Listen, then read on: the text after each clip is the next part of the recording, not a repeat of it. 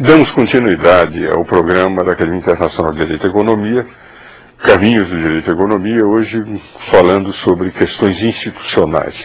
Vamos conversar agora sobre um outro ponto que também tem sido de preocupação, de meditação, de reflexão permanente, tanto na academia quanto no clube militar, no clube da aeronáutica, no naval, que diz respeito ao problema indígena. O Brasil assinou uma declaração universal da ONU, na qual consideramos os índios como pertencendo a uma nação, a um povo diverso do brasileiro, dando autorização à ONU de vir ao Brasil examinar as questões, inclusive proteger os indígenas, se o Brasil não estiver bem protegido, dando aos indígenas o direito de não aceitar as forças armadas dentro das terras indígenas, a não ser por uma questão de segurança nacional, o que vale dizer, eles têm vida própria, costume próprio, fala em autodeterminação dos povos indígenas, e o Brasil assinou essa declaração. A Austrália tem indígenas, não assinou. Nova Zelândia tem indígenas, não assinou. Estados Unidos tem indígenas, não assinou.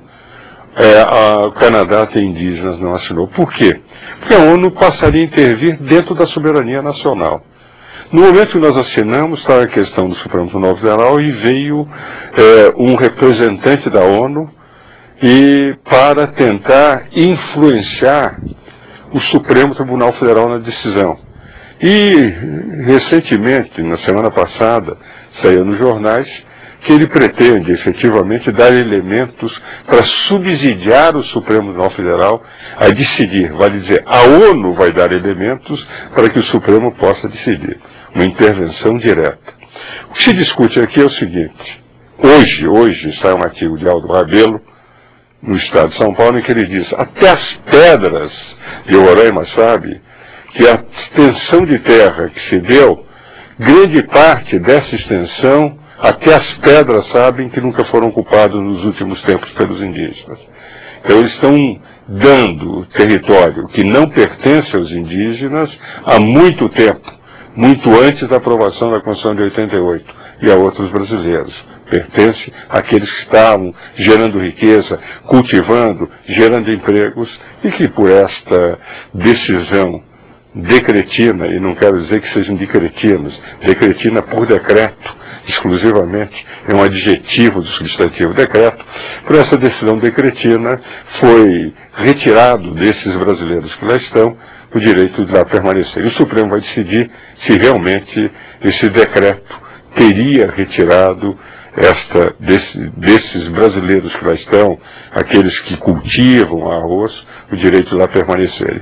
Nada como tendo dois filósofos, sociólogos, historiadores, conhecedores da realidade brasileira, para opinarem sobre essa questão. Eu começo com o João Ricardo. Perfeito. Na verdade, no seu artigo, essa defesa do direito de defesa, né, que digamos assim, é uma pedra fundamental do Estado de Direito Democrático, porque nos países totalitários justamente não há defesa, e nós estamos vendo que há uma regressão ao direito de defesa no Brasil, quer dizer, cada vez menos os advogados, os juristas podem exercer a sua função, o próprio Supremo vem sofrendo essa violência, e agora nós vamos vendo, quer dizer, se o governo brasileiro, se o executivo brasileiro não defende o Supremo, abre as portas para que a ONU também ataque o Supremo, para que a ONU atropele o Supremo Tribunal Federal. Então, a figura do presidente Gilmar Mendes, exaltada inclusive no seu artigo, é fundamental, porque ele é um homem de coragem moral, coragem cívica, um patriota, ele é um homem que pode resistir a essas pressões e fazer valer a defesa das instituições brasileiras, para que a ONU também não atropele os nossos direitos. Eu tenho acompanhado, inclusive estive recentemente em Manaus com o Brigadeiro Frota, fomos falar sobre defesa, segurança nacional, né, e a questão indígena. E na minha palestra dele, houve até uma certa complementaridade, nós dissemos que não vamos aceitar a divisão do Brasil, né? O que é mais curioso é que essa divisão do Brasil em nações vem sendo apoiada de dentro, né? Vem sendo apoiada de dentro. O próprio Brasil, o próprio poder, o embaixador do Brasil na ONU, foi um dos líderes, se não o líder maior, da própria declaração. Quer dizer, a que ponto chegou o Itamaraty, de grandes tradições de defesa do Brasil? O Itamaraty é um símbolo do patriotismo, né? E agora exatamente está numa posição inversa, por razões ideológicas. Eu estou convencido, João Ricardo, que não é a maioria do Itamaraty que pensa dessa forma. Não, é uma exceção. Uma exceção. É uma exceção, justamente, e está surpreendendo e chocando a própria grande maioria do Itamaraty que haja uma opção ideológica contra os interesses do Brasil. De forma que, tanto na defesa do direito de defesa dos cidadãos, que é a pedra fundamental, a pedra de toque do Estado de Direito Democrático, Poder Judiciário, advogados e tudo, e agora também a própria defesa da soberania nacional, né, da defesa do Brasil.